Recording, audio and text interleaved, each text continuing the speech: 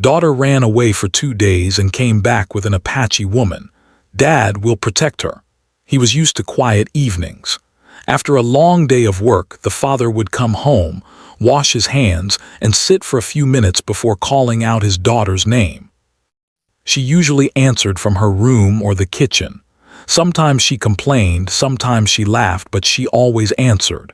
That day there was nothing, no voice, no footsteps, just silence. At first he did not worry. He thought she might be with a friend or taking a walk. She was young but responsible. She always told him where she was going. He checked the time and waited. Minutes passed. The light outside slowly faded and the sky turned orange, then dark blue. He called her phone. It rang, then stopped. No answer. A small feeling of fear touched his heart, but he pushed it away. He told himself not to panic. He made dinner and left her portion covered on the table, just in case she came back hungry. He turned on the television but did not really watch it. His eyes kept moving toward the door. An hour passed, then another. He called again. This time the phone went straight to voicemail. His hands felt cold. He stood up and walked through the house, checking every room, even though he knew she was not there. Her bed was neat. Her school bag was still by the wall. That worried him more. If she had planned to stay out, she would have taken it. He stepped outside and looked up and down the street. A few neighbors were sitting on their porches. Children were playing farther down the road. He asked if anyone had seen his daughter. Most shook their heads.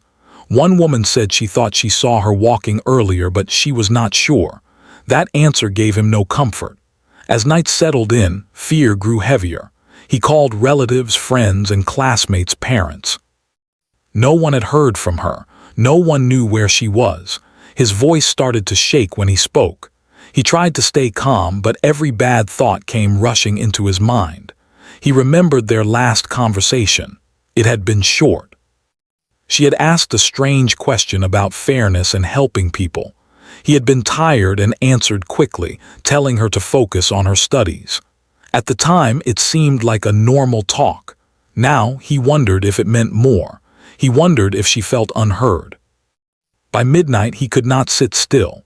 He drove around the nearby streets slowly, looking at bus stops, parks, and shops. Every young figure he saw made his heart jump. Every time it was not her, his chest felt tighter. The city looked different at night, colder and less friendly.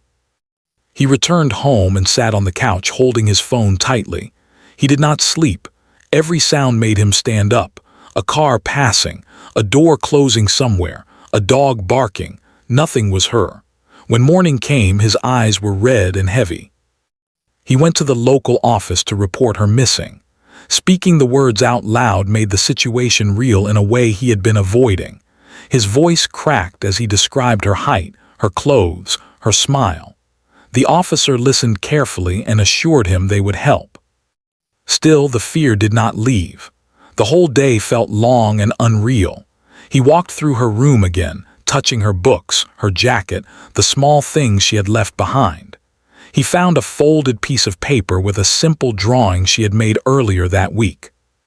He sat on the edge of the bed and held it, feeling tears fall without control. Neighbors stopped by to ask questions or offer help. Some brought food he could not eat. Others shared stories of children who returned safely. He thanked them, but his mind was elsewhere. He kept checking his phone, hoping for a message, a missed call, anything. As evening approached again, the fear returned stronger. It had been almost a full day. He blamed himself. He thought about the times he had been too busy to listen. The times he had said later instead of tell me now. He wondered if she had felt alone, even while living under the same roof. That night was worse than the first. He lay on the couch, staring at the ceiling, imagining every possible place she could be. He prayed quietly, something he had not done in years. He asked for her safety. He promised to be better, to listen more, to understand her world. The second day began with no news. The silence felt cruel. He went back out to search again, walking farther this time. He spoke to shop owners, bus drivers, and strangers. Some were kind. Some looked at him with pity. Each answer of no felt like another door closing. By afternoon, his body was tired, but his mind would not rest. He sat alone in the house, surrounded by memories. Photos on the wall showed his daughter growing up, smiling, standing proudly beside him. He realized how fast time had passed, how quickly children grow into people with their own thoughts and choices. As the sun began to set on the second day, he heard a sound outside. Footsteps. His heart stopped for a moment. He stood up slowly, afraid to hope. The door opened and light spilled into the room. What he saw next would change everything. The door did not open that evening. The sound he thought he heard was only someone passing by outside. When the house fell quiet again, the father slowly sat back down. The hope that had risen so suddenly faded just as fast, leaving behind an even heavier feeling. He covered his face with his hands and stayed like that for a long time, breathing slowly, trying not to break. The second day continued with no sign of his daughter. Night came again and it felt colder than before. He did not turn on many lights. The house felt too big, too empty. Every corner reminded him of her. Her shoes near the door, her favorite cup in the kitchen. The chair where she used to sit and talk while doing her homework. Each thing felt like a question with no answer. He tried calling her phone again, even though he already knew it would not work. This time, the call did not even ring. He left a message anyway, speaking softly as if she could hear him somewhere. He told her she was not in trouble. He told her he just wanted her safe. He told her he loved her. When the call ended, the silence felt painful. That night, sleep did not come. His body rested, but his mind stayed awake. Thoughts moved in circles. Where could she be eating? Was she warm enough? Was she afraid? He imagined her alone and felt helpless. As a parent, he had always believed he could protect her. Now he realized there were limits to his power. Early the next morning, he forced himself to stand up and keep going. He knew sitting and waiting would not bring her back. He washed his face, put on clean clothes, and stepped outside with tired eyes and a determined heart. He started walking again, farther than before, beyond the streets he knew well. He visited her school, even though it was closed. He spoke to a security guard and asked if anyone had seen her after hours. The guard shook his head but promised to keep an eye out. From there, he went to places she liked to visit, small shops, a library, a quiet park where she sometimes sat to read. No one had any clear information. As the hours passed, the city felt loud and busy, but he felt alone inside it. People hurried past him, each carrying their own worries, unaware of the storm inside his chest. He wanted to stop them and say, "My daughter is missing. Please help me." But he knew not everyone could help. By midday, his legs were weak from walking. He sat on a bench and held his head. A kind older man nearby asked if he was feeling unwell. For a moment, the father almost broke down. Instead, he explained quietly what had happened. The man listened and nodded slowly, then placed a hand on his shoulder and said, "Do not lose hope. Children are stronger than we think." The words were simple, but they gave him a small amount of strength. Back at home, he found messages from relatives asking for updates. He replied with short words. There was nothing new to say. The waiting felt endless. He looked at the clock again and again, as if time itself was mocking him by moving forward without mercy. He began to remember more moments from the past. Times when his daughter had spoken about helping others. Times when she had questioned unfairness. He had admired her kindness but never imagined it could lead her away from home. Slowly, he began to suspect that her disappearance was not an accident. She might have left by choice. That thought brought mixed feelings. Relief that she might not be in danger and fear of what that choice meant. Why would she leave without telling him? What had pushed her to make such a decision? He felt regret wash over him again. He wished he had listened more carefully, asked deeper questions, taken her thoughts more seriously. As afternoon turned into evening, neighbors came by again. Some offered to search. Others shared rumors they had heard. None of them were helpful and some only increased his worry. He thanked everyone politely, but inside he felt overwhelmed. Too many voices, too many guesses, no real answers. The second evening arrived, marking almost 2 full days since she had left. The father felt older, as if time had rushed through him, taking strength with it. He sat at the table and forced himself to eat a little. He knew he needed energy, even if food had no taste. The sky outside darkened once more. He turned on the porch light and left it on, a silent sign saying, "Come home." He sat near the door listening. Every sound made his heart beat faster, a car stopping nearby, voices passing, footsteps that did not pause. Late that night his phone buzzed. He grabbed it so quickly his hands shook. But it was not her. It was a message from someone who said they might have seen a girl matching her description earlier that day, walking with someone unfamiliar. There were no clear details, no direction, just another maybe. Still, that small piece of information stayed with him, walking with someone unfamiliar. The idea troubled him, but it also suggested she was not alone. That thought brought a tiny bit of comfort. He chose to hold on to that. He sat back and closed his eyes. For the first time since she left, he allowed himself to imagine her strong, standing up for something she believed in. Not lost, not helpless, but guided by her own sense of right and wrong. The image did not remove his fear, but it softened it. Near midnight, when exhaustion finally pulled him toward sleep, he whispered another quiet prayer, not just for her safety, but for understanding. He asked for the wisdom to listen when she returned, not to react with anger or blame. The house remained silent. But somewhere deep inside, the father felt that something was moving toward change. He did not know when or how, but he sensed that the story was not over. Outside, the porch light continued to shine, waiting. The porch light was still on when the sound finally came again. This time it was real. Slow footsteps stopped near the door. The father sat up straight, his heart beating so hard he could hear it in his ears. He did not move at first. He was afraid that if he stood too quickly, the moment would disappear like the others. Then the door opened. His daughter stood there. For a second he could not breathe. She looked tired. Her clothes were dusty, her hair messy, but her eyes were clear, alive, standing, real. Relief rushed through him so strongly that his knees felt weak. He took a step forward, ready to pull her into his arms, ready to cry without shame. But she was not alone. Beside her stood a woman he had never seen before. The woman was calm and still, her posture straight. She carried herself with quiet strength. Her face showed signs of a hard life, but her eyes were steady, watching carefully, not afraid, not aggressive, just alert. The father froze.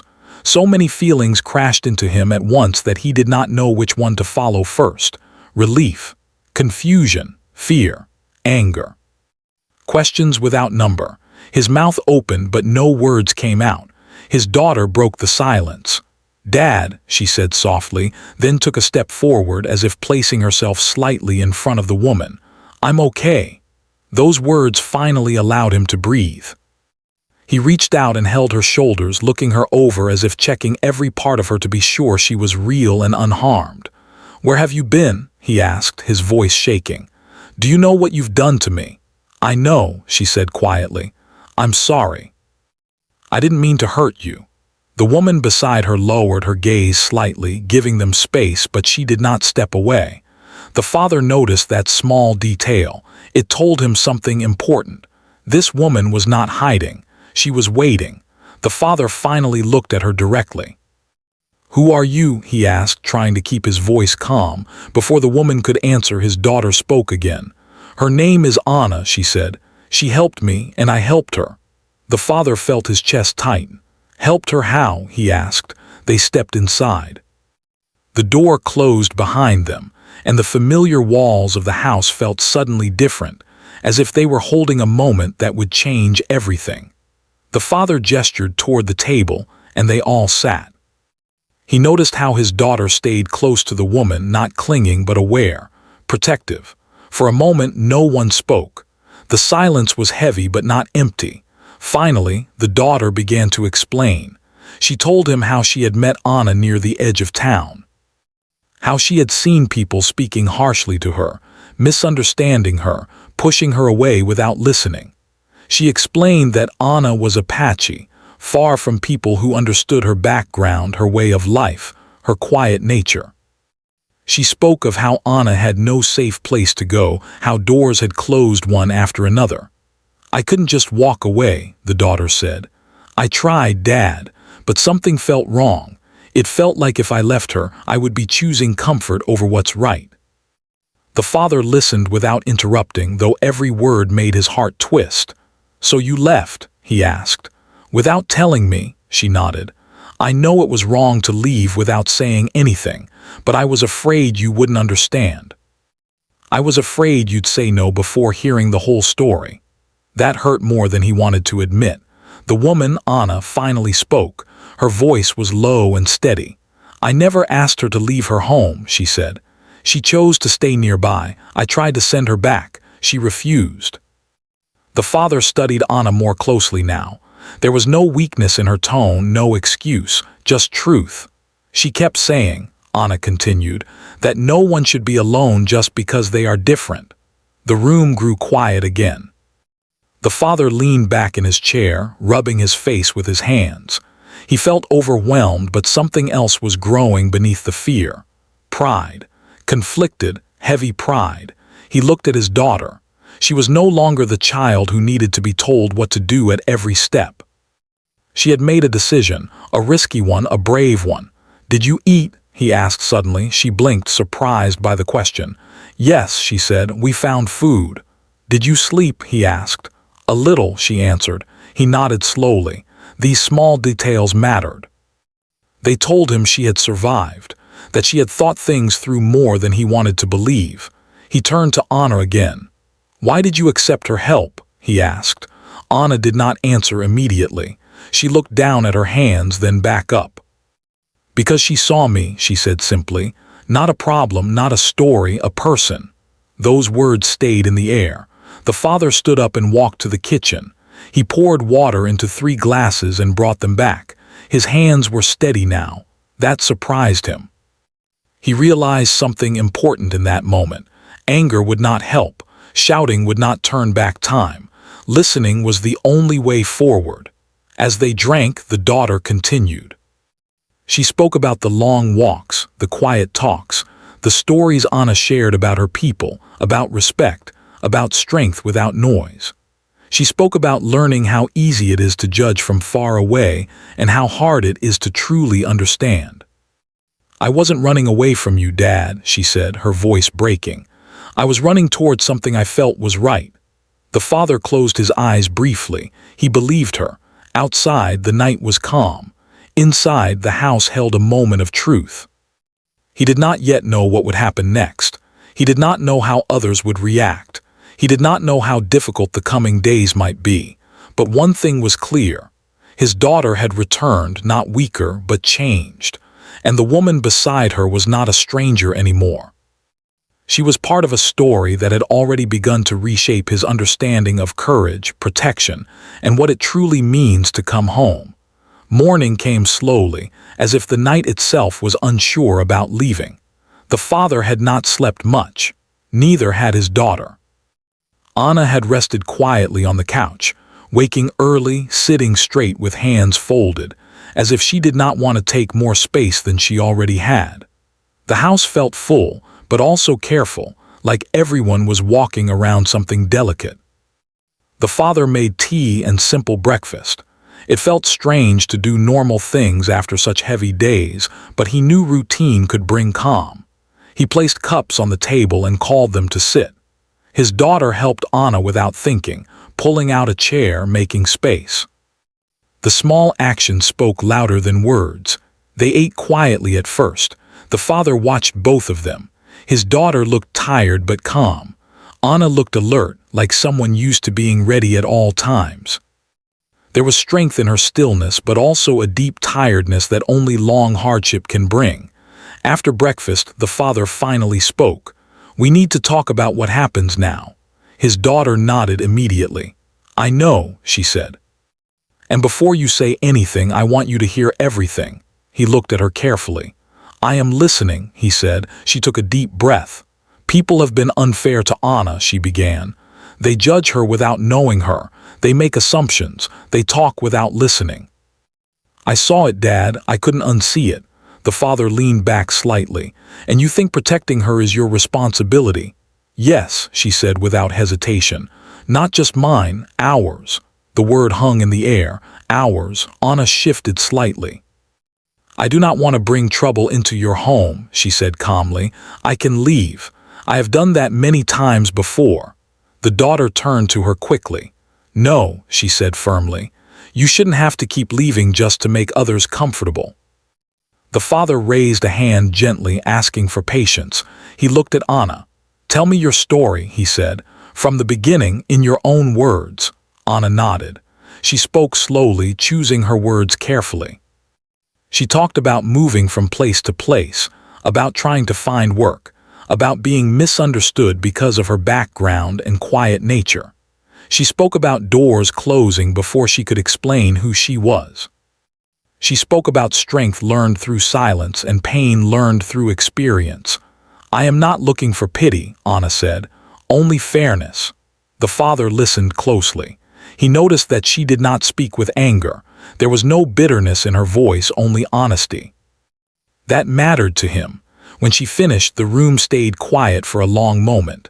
The father stood up and walked to the window. Outside, the street was waking up. People were going to work. Life was moving on, unaware of the difficult choice forming inside his home. He turned back to them. "You understand," he said to his daughter, "that this will not be easy." "I know," she replied. "People will talk," he continued. "They will judge, they may not understand." "I know that too." He looked at her closely.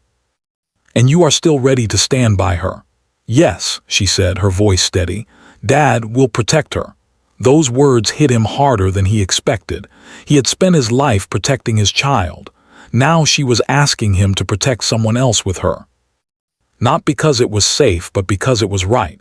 He took a deep breath. "Protection," he said slowly, "does not mean fighting everyone. It means being wise. It means setting boundaries. It means choosing calm even when others choose noise." She nodded. "That's what I want to learn." The father looked at Anna.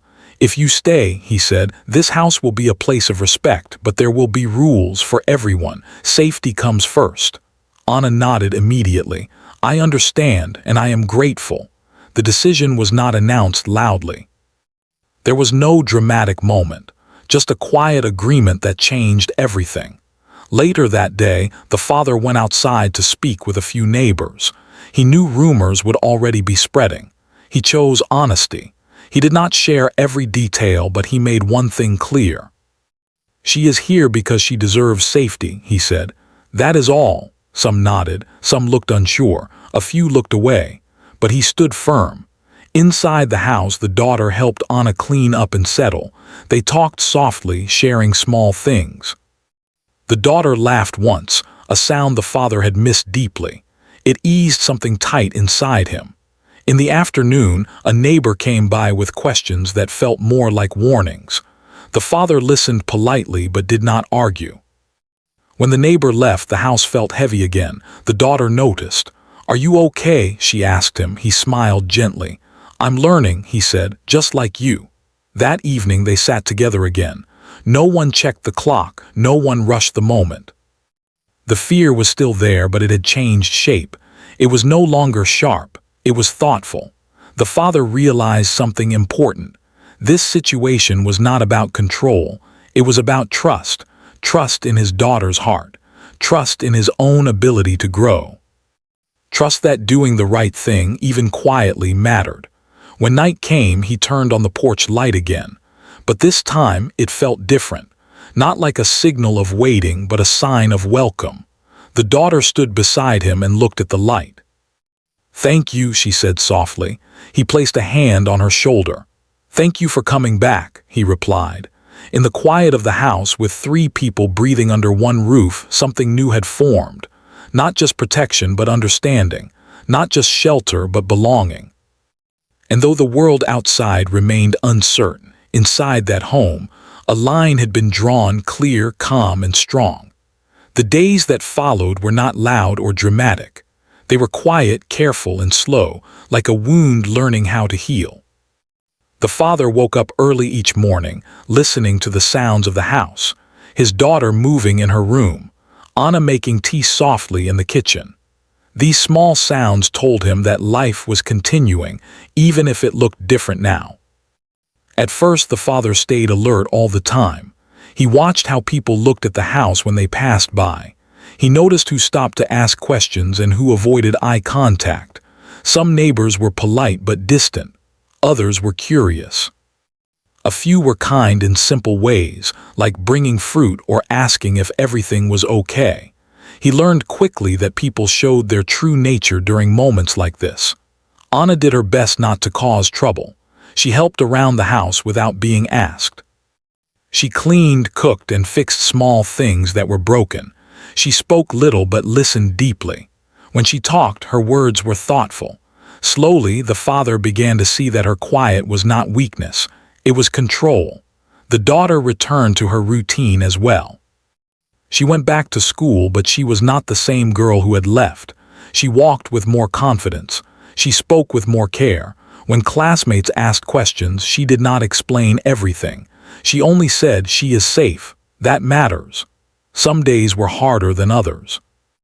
There were moments when the father doubted himself. Late at night, when the house was quiet, worry returned. He wondered if he had made the right choice. He wondered if he was putting his daughter at risk by standing firm. But every time those thoughts came, he remembered her words. "We'll protect her," not shouted, not forced, spoken with calm certainty. One afternoon, a situation tested them. A group of people stood outside the house, speaking loudly, not shouting but firm enough to be heard. The father stepped outside before things could grow worse. He kept his voice calm and his posture steady. He did not argue. He did not threaten. He simply said, "This is my home. Everyone here is safe." The daughter stood behind him, silent but present. Anna remained inside, respecting the space, trusting the father to handle it. That trust meant more to him than he expected. The people eventually left. No doors were slammed. No words were thrown. Just a quiet ending to a tense moment. That evening, the daughter hugged her father without saying anything. He held her a little longer than usual. As weeks passed, something unexpected happened. People began to change. Not all at once, not dramatically, but slowly. A shop owner who had once ignored Anna greeted her politely. A neighbor asked her for help with gardening. Small moments of acceptance appeared, one by one. The father noticed how Anna responded. She never acted proud. She never reminded anyone of past behavior. She accepted kindness quietly with grace. That made a difference. One evening, as they sat together after dinner, the father asked Anna, "Do you ever regret staying?" Anna thought for a moment. "No," she said, "because staying taught me that some places are worth trusting." The father nodded. He understood that feeling now. The daughter listened closely to every conversation. She was learning from both of them. From her father, she learned patience and responsibility. From Anna, she learned strength without anger. The two influences shaped her in ways that could not be taught in books. One night, the daughter sat beside her father on the porch. The light above them glowed softly. "You were scared," she said gently. He smiled. "I still am sometimes." She looked at him. "But you didn't turn away." "No," he said, "because love doesn't run when things get hard." She leaned her head on his shoulder. "I didn't run away from you," she said again quietly. "I just needed to become someone who could stand for others." "I know," he replied. And this time he truly did. In the following months, the house became a place of quiet strength. Not many words were needed. Respect lived in the small actions. Trust lived in the silences. Protection lived in the choices made every day. Anna eventually found steady work nearby. She saved money slowly. She talked about moving into her own place someday. The father supported her without pressure. "You'll always have a place here," he told her, "no matter what." She nodded, grateful but determined to stand on her own. The day she moved out was emotional but peaceful. There were no tears of fear this time, only understanding. The daughter helped her pack. The father carried boxes. When Anna stood at the door, she placed a hand over her heart. "You gave me more than shelter," she said. "You gave me dignity," the father replied simply. "You reminded us what courage looks like." After she left, the house felt quieter but not empty. Life continued. The daughter grew older, wiser. The father aged too, but with fewer regrets. They spoke more openly now. They listened better. Sometimes when neighbors talked about that time, they said that was when things changed. They didn't always explain how, but the father knew. Change did not come from shouting or force. It came from a child who chose compassion, from a father who chose trust, from a woman who carried strength without asking for praise. Years later, the father would think back to those 2 days of fear, the sleepless nights, the porch light left on. What once felt like the worst moment of his life had become the beginning of something meaningful. His daughter had not run away to escape her home. She had run toward her values. And by choosing to protect someone else, she had taught her father the greatest lesson of all, that real protection is not about control or fear, but about standing calmly in the truth, even when the world is watching.